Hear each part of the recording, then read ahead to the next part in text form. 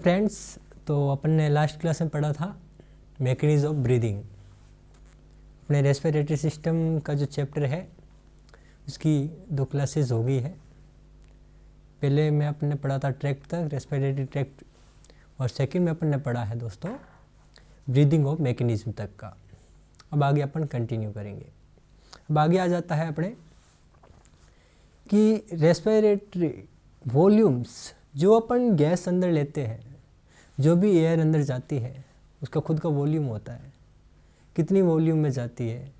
जब normal condition में श्वास लेते हैं तब कितनी जाती है, जब फोर्सफुली कुछ इंस्पायरेशन करते हैं तब कितनी जाती है, एक्सपायरेशन करते हैं नॉर्मली तब कितनी जाती है। तो इनका निदान किया गया। इनका निदान किया जाता है स्पायरोमीटर से। किससे किया जाता है? स्पायरोमीटर से। स्पायरोमीटर क्या करता है? इन वॉल्यूम्स को मेजर करता है। जब इन वॉल्यूम को स्पायरोमीटर मेजर करता है तो इससे लंग्स की एक्टिविटी का भी पता चल जाता है और उसके डायग्नोसिस में भी काम आ जाती है। एनसीईआरटी साफ साफ लिखता है लंग्स एक्टिविटी और डायग्नोसिस में इस कैपेसिटीज का मतलब अहम वो होता है कि इनको देख के पता चल जाता है लंग्स की कंडीशंस क्या है। तो अब अपन शुरू करते हैं रेस्पिरेटरी वॉल्यूम्स के बारे में। हिंदी में बोलते हैं श्वसनीय आयतन के बारे में। अब नाम आया आयतन तो एमएल में, किस में? एमएल में। ठीक है, एमएल में अपन इसको मेज़र करेंगे। आता है कभी कभी एक और क्वेश्चन अच्छा जो मैं आपको बताऊंगा बन सकता है कि रेस्पिरेटरी वॉल्यूम्स और रेस्पिरेटरी कैपेसिटी, इन दोनों में क्या चीज़ कॉमन है? इनकी यूनिट जो एमएल में मापी जाती दोनों आयतन है। दोनों क्या है? आयतन है। अगर वो ऐसे क्वेश्चन बनाता है यूनिट लिख के तो हो सकता है बहुत प्यारा क्वेश्चन बन जाए एनसीईआरटी से, क्योंकि इसमें एक क्वेश्चन तो आना ज़रूरी है, कंपलसरी है। हर बार एक क्वेश्चन पूछा जाता है, लगभग ऑलमोस्ट 2 साल में एक बार तो पूछा ही जाता है। तो उसको अपन अभी कंटिन्यू करेंगे। रेस्पिरेटरी वॉल्यूम्स क्या होती है उसको, जैसे ही एक नॉर्मल पर्सन होता है वो 1 मिनट में 12 से लेके 16 तक ब्रीद करता है। ठीक है, ब्रीदिंग करता है। 1 मिनट में कितनी करता है? 12 से 16 तक एक ह्यूमन करता है। अब इसका ब्रीदिंग को मापा किससे जाता है? स्पायरोमीटर से। ठीक है, यही स्पायरोमीटर किसको मेजर करता है? वॉल्यूम्स को करता है। वो अब अपन पढ़ेंगे। देखो, respiratory volumes and capacity, Hindi में श्वसनीय क्षमताएं और आयतन। अब ये मेजर बाय किससे मेजर होता है? ये स्पायरोमीटर से।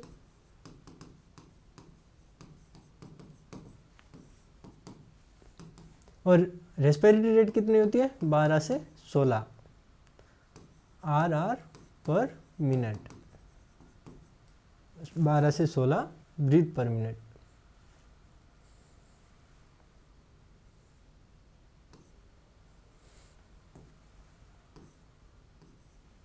ठीक है, अब अपन वॉल्यूम्स, इसकी यूनिट क्या रहेगी?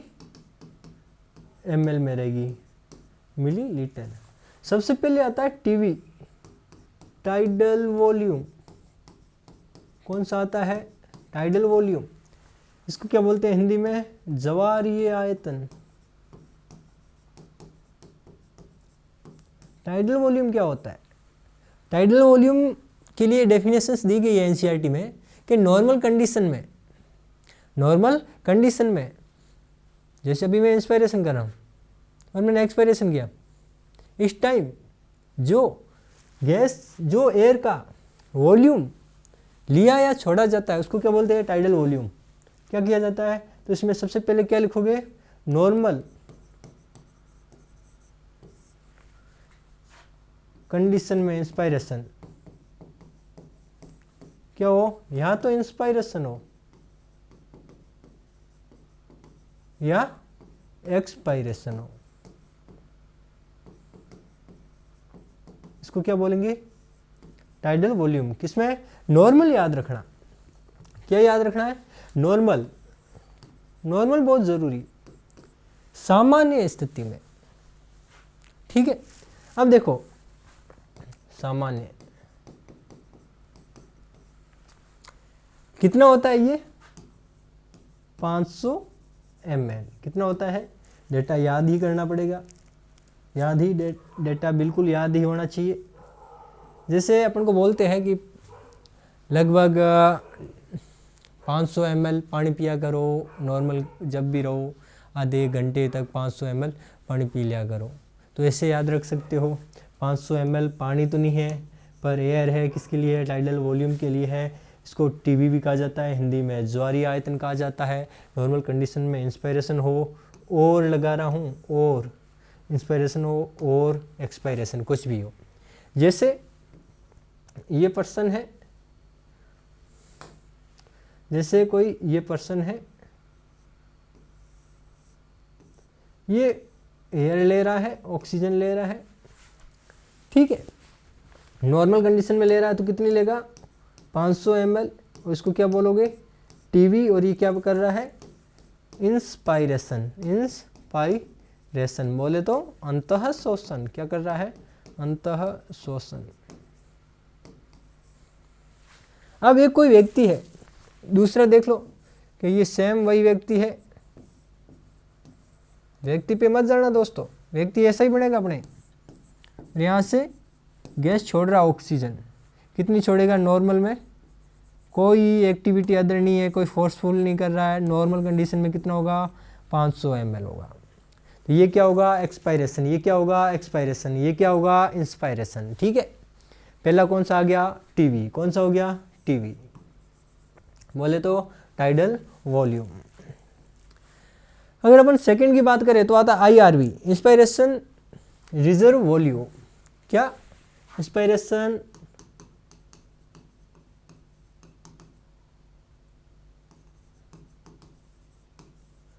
रिजर्व वॉल्यूम, हिंदी में इसको बोलते हैं अंतःशोषण सुरक्षित आयतन। ठीक है, ये क्या होता है? इसको पढ़ो। ये होता है बलपूर्वक, भाई अंतःशोषण ले लिया, नॉर्मल टीवी ले लिया, उसके बाद बलपूर्वक टीवी, नॉर्मल इंस्पायरेशन के बाद, मतलब एक बार मैंने नॉर्मल सांस ले लिया, उसके बाद मैं कितना फोर्सफुली अंदर ले सकता हूँ, ये वाला। ये क्या होता है? IRV। ये क्या होता है? IRV मतलब मैंने टीवी तो ले रखा है, मतलब नॉर्मल टीवी ले रखा है मैंने, टीवी बोले तो टाइडल वॉल्यूम। ठीक है, वो तो मैंने ज्वारीय आयतन नॉर्मल ले रखा है 500 ml, उसके अतिरिक्त मैं कितना ले सकता हूँ? समझ में आया? क्या नॉर्मल के अतिरिक्त बलपूर्वक मैं कितना ले सकता हूँ? वो क्या आ जाएगा? Inspiration reserve volume. ये कितना होता है? 2500 से लेके 3000 ml। क्या डेफिनेशंस होगी कि नॉर्मल इंस्पायरेशन के बाद फोर्सफुली कितना ले सकता है, के बाद फोर्सफुली इंस्पायरेशन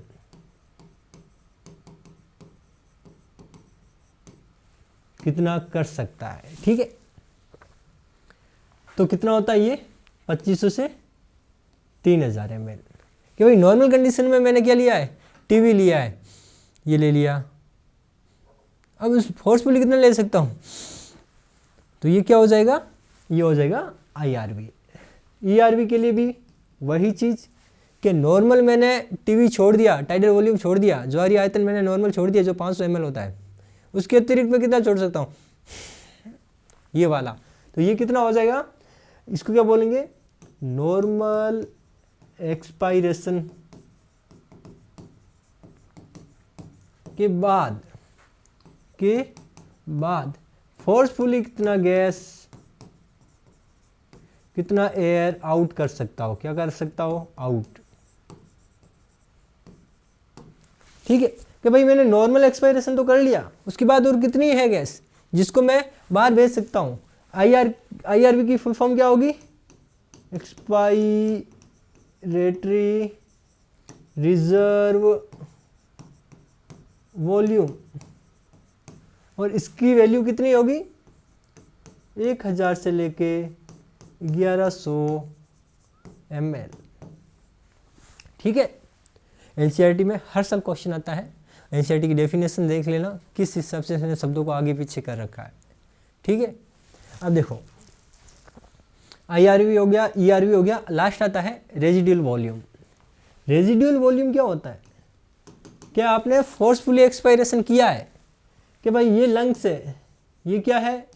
लंग्स है, इसमें आपने टीवी भी निकाल दिया और ERV भी निकाल दिया, टीवी भी निकाल दिया, ERV भी निकाल दिया, पीछे जो बचता है, रेजिडुअल का मतलब ही क्या होता है? रेजिडुअल, पीछे जो बचता है उसको क्या बोलेंगे? Residual volume. इसकी वैल्यू होती है 1100 से लेके 1200 ml। कि मैंने नॉर्मल एक्सपायरेशन किया है, उसके बाद मैंने फोर्सफुली भी किया है। ठीक है, उसके बाद में फेफड़ों में कुछ रेजिडुअल वॉल्यूम रह जाता है, उसको क्या बोलेंगे? Residual volume. Residual volume Hindi में शायद अवशिष्ट आयतन बोलते, क्या बोलते हैं? अवशिष्ट आयतन। ये क्यों होता है? फेफड़े ताकि चिपके ना, फेफड़े कोलैप्स ना हो आपस में। जब लंग्स ही कोलैप्स हो जाएंगे तो आदमी जिंदा कैसे रहेगा? रेस्पिरेशन कैसे करेगा? लंग्स को रोकता है ये चिपकने में। तो दो चीज़ें होती है जो लंग्स को रोकती है, एक होता है रेजिडुअल वॉल्यूम, एक होता है जो एल्यूलाई पड़ी थी उसमें जो अपन ने पढ़ा था कि इसमें सिंपल स्क्यूमस एपिथेलियम होता है, उसमें होता है न्यूमोसाइट। न्यूमोसाइट फर्स्ट होता है जो क्या करता है? डिफ्यूजन में काम आता है। जो सेकंड होता है वो लेसिथिन निकालता है, वो एक फास्फोलिपिड है। लेसिथिन जो एक फास्फोलिपिड है, आप बायोमोलिक्यूल्स में पढ़ोगे, वो क्या करेगा? वो चिपकने से रोकता है, वो एक सर्फेक्टेंट की तरह काम करता है। ठीक है, आप पढ़ेंगे कैपेसिटी, हिंदी में बोले तो धारिता। आईसी क्या है? कि मैंने नॉर्मल एक्सपायरेशन किया है, कि कोई व्यक्ति है, कोई पर्सन है, ये पर्सन है, इसने नॉर्मल टीवी निकाल दिया, एक्सपायरेशन किया। क्या किया है? एक्सपायरेशन मतलब बहिर्शोषण किया। क्या किया है? बहिर्शोषण। अब इसके बाद अब ये कितनी टोटल एयर अंदर ले सकता है? ये कितनी टोटल एयर ले सकता है? तो कितनी लेगा? एक तो जो इसने बाहर निकाली है टीवी, ये लेगा, और एक ये बलपूर्वक भी लेगा। क्या लेगा? बलपूर्वक। वो क्या होगी? IRV। अपन ने पढ़ा था ना IRV, जो बलपूर्वक मतलब फोर्सफुली को हिंदी में क्या बोलोगे? बलपूर्वक। ये भी लेगा।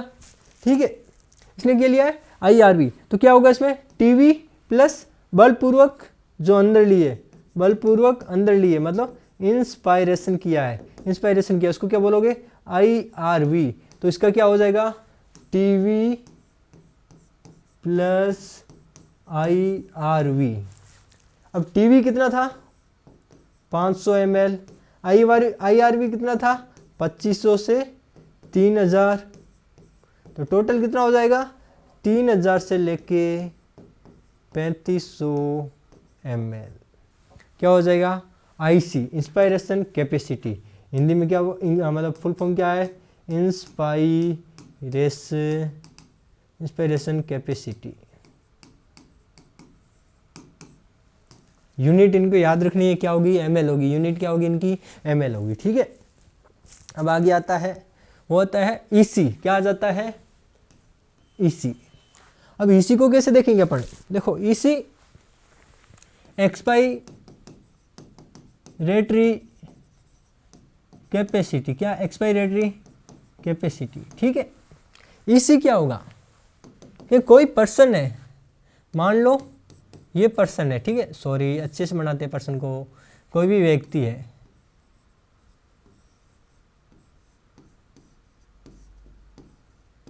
ये इसके हाथ पांव है, ठीक है, और ये इसका सिर है। इसने क्या किया है? नॉर्मल इंस्पायरेशन किया है। क्या किया है? Normal inspiration. जब इसने नॉर्मल इंस्पायरेशन किया है तो कौन सा वॉल्यूम लिया होगा? टीवी वॉल्यूम लिया होगा। कौन सा लिया होगा? टीवी। इसने क्या है? नॉर्मल इंस्पायरेशन, तो इसमें क्या लिया होगा उसने? टीवी लिया होगा, ठीक है। और उसके बाद अब आएगा डेफिनेशन, बाद के बाद आएगी, ठीक है, बाद के बाद आएगी। वाह क्या लाइन बनी है, बाद के बाद, ठीक है। आफ्टर, क्या? आफ्टर। अब ये कितना निकाल सकता है? अब ये कितना निकाल सकता है? बता कितना निकालेगा तू? अरे बता तो सही। अभी बताते हैं सर, अभी बताते हैं, ठीक है बच्चों। अरे बच्चे बोलते हैं सर बताओ कितना निकालोगे? अभी बताता हूँ, रुको तुम बच्चों, तुम रुको, जाना मत बच्चों, अभी बताता हूँ तुम्हें। एक तो क्या निकालेगा ये जो इसने इंस्पायरेशन किया है, क्या किया है? टीवी किया है। उसके अलावा क्या निकालेगा? जो ये फोर्सफुली बाहर निकाल सकता है, जिसको अपन ने क्या नाम दिया था? जिसको अपन ने क्या नाम दिया था? ERV, एक्सपायरेटरी रिजर्व वॉल्यूम, ठीक है। क्या निकालेगा? एक तो टीवी निकालेगा, दूसरा क्या निकालेगा? ERV। अरे बच्चों ये जो फॉर्मूले है ये काम के हैं बच्चों, सीधा मैथ्स दे कॉलम दे देता है एग्जाम में। जो एग्जाम में देता है वो इतना भी ज़्यादा परेशान नहीं करता। 4 कैपेसिटी 4 वॉल्यूम्स, टोटल कितना मिलाओ, कितना मिलाओ, ठीक है, या उनका डेफिनेशंस क्या होता है। अब देखो इंस्पायरेशन एक्सपायरेशन एक वर्ड में चेंज कर देगा, एक वर्ड में। हो सकता है यहाँ पे वो क्या एक्सपायरेशन कह दे, ठीक है। जब नॉर्मल इसने एक्सपायरेशन किया है उसके बाद तो कितना निकालेगा? एक साथ तो निकालेगा पूरा, ठीक है। तो क्या होगा? नॉर्मल इंस्पायरेशन के बाद जितना निकाल सकता है इसको क्या बोलेंगे? TV plus ERV। अब FRC क्या है? कि कोई व्यक्ति है,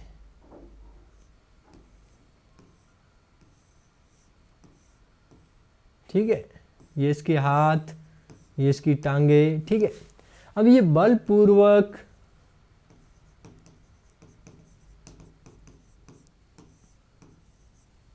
बलपूर्वक अंदर लेगा तो क्या लेगा?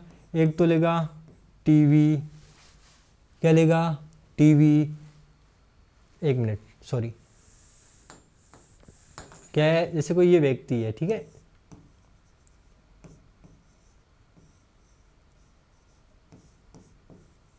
इसके हाथ पांव हो गए। अब देखो बच्चों क्या हुआ कि इसने नॉर्मल एक्सपायरेशन किया है। क्या किया है? नॉर्मल एक्सपायरेशन किया है। बच्चों जब भी नॉर्मल आएगा तो क्या समझोगे तुम? टीवी। नॉर्मल आएगा तो क्या समझोगे? टीवी। अरे बीवी नहीं, टीवी। क्या समझोगे? टीवी, ठीक है। अब तुमने क्या किया? ये नॉर्मल एक्सपायरेशन है, इसमें तुम लोगों ने क्या समझा? टीवी। अब नॉर्मल एक्सपायरेशन के बाद लंग्स में बच्चा वॉल्यूम, क्या? Remaining volumes after normal expiration. अब कितना बचेगा? लंग्स में टोटल क्या था? लंग्स में टोटल क्या था? कितना बचेगा? भाई नॉर्मल एक्सपायरेशन किया तो क्या निकाल दिया? टीवी। तो वो ERV भी निकालेगा और ERV भी बचेगा और RV बचेगा। क्या बचेगा? ERV और RV। इसको क्या बोलोगे? Functional residual capacity. इसकी फुल फॉर्म क्या है? Functional residual capacity.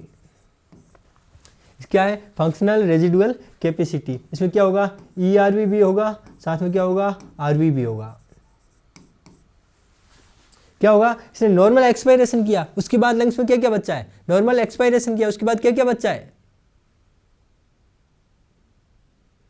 ठीक है, वो वाला। इसमें क्या आ जाएगा? FRC। अब लास्ट क्या बच्चा है? VC। VC बोले तो वाइटल कैपेसिटी।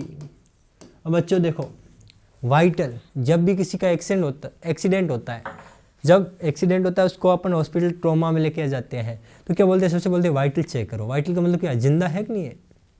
जिंदा रहने के लिए जो चीज़ें है, वाइटल चेक करके क्या देखते हैं अपन कि ये जिंदा है कि नहीं है, डेड है या जिंदा है। वाइटल के लिए जो जिंदा,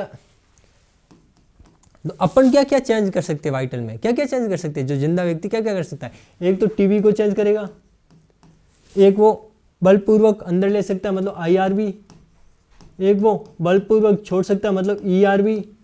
यही तो चेंज कर पाएगा, इससे ज़्यादा वो क्या चेंज करेगा?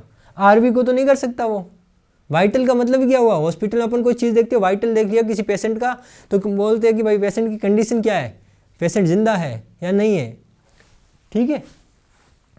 हिंदी में बोलते हैं जैविक क्षमता, जैविक क्षमता। अब देखो लास्ट पे क्या है, TLC, टोटल लंग्स कैपेसिटी, सबको जोड़ दो, TB भी था, ERV भी था, IRV भी था, और क्या था, रेजिडुअल वॉल्यूम। अब इसकी डेफिनेशंस क्या होगी कि बलपूर्वक मैंने क्या किया, छोड़ा है, जो मैंने छोड़ने में क्या आ जाएगा, बलपूर्वक छोड़ने में क्या आ जाएगा, ERV आ जाएगा। अब मैं कितना अंदर ले सकता हूँ बलपूर्वक, तो TB भी ले सकता हूँ, IRV भी ले सकता हूँ, और RV तो लंग्स में था ही था, ठीक है। तो सारे वॉल्यूम्स ऐड कर दो, क्या करो, सारे वॉल्यूम्स ऐड कर लो। अरे बच्चों वॉल्यूम्स ऐड करना है, धारिता मत कर देना, धारिता नहीं करना है। अब देखो बच्चों क्या है, अब देखो एक चीज़ लिखते हैं अपन ने लिखा TB, अपन ने क्या लिखा, TB, चलो मैंने TB बनाया, और लिखा IRV, क्या बनाया, IRV, और मैंने क्या लिखा, ERV, क्या बना, ERV, लास्ट में क्या लिखा, RV, रेजिडुअल वॉल्यूम। अब देखो बच्चों मैं अलग अलग कलर यूज़ कर रहा हूँ। मैंने बोला TB और ERV, TB और ERV क्या बन जाएगा, हाँ एक्सपेरेटरी कैपेसिटी EC, बढ़ेगा कि नहीं बढ़ेगा, TB और IRV क्या बन जाएगा, IC। अरे यस या नो, अबे अभी तो बताया था, अभी तो बताया था, FRC, EC, IC, वो EC ऊपर वाला, ठीक है। अब देखो क्या बचेगा, FRV, सॉरी TB के साथ IRV को मिलाया, IC मिला, IRV के साथ, सॉरी TB के साथ ERV को मिलाया, EC मिला। अब देखो अगर मैं ERV और RV को मिलाता हूँ तो मेरे को FRC मिलेगा कि नहीं मिलेगा, फंक्शनल रेजिडुअल कैपेसिटी मिलेगी कि नहीं मिलेगी। अगर मैं इन तीनों को मिलाता हूँ, अगर मैं इन तीनों को मिलाता हूँ, 1 2 3, ये तीनों जिंदा रहने के लिए चाहिए, तो वाइटल कैपेसिटी बनेगा कि नहीं बनेगा। अगर मैं इन सभी को मिला दूँ, अगर मैं इन सभी को मिला दूँ, अगर मैं इन सभी को मिला दूँ, टोटल लंग्स कैपेसिटी हो जाएगी कि नहीं हो जाएगी। दूसरा देखो कि टोटल लंग्स कैपेसिटी क्या होती है, IRV plus ERV plus TB plus IRV, ये और ये, इसको मैंने वाइटल कैपेसिटी बोला था कि नहीं बोला था, तो क्या हो जाएगा, वाइटल कैपेसिटी प्लस RV हो जाएगा, ठीक है बच्चों। ये होगी अपने आयतन और धारिताएं।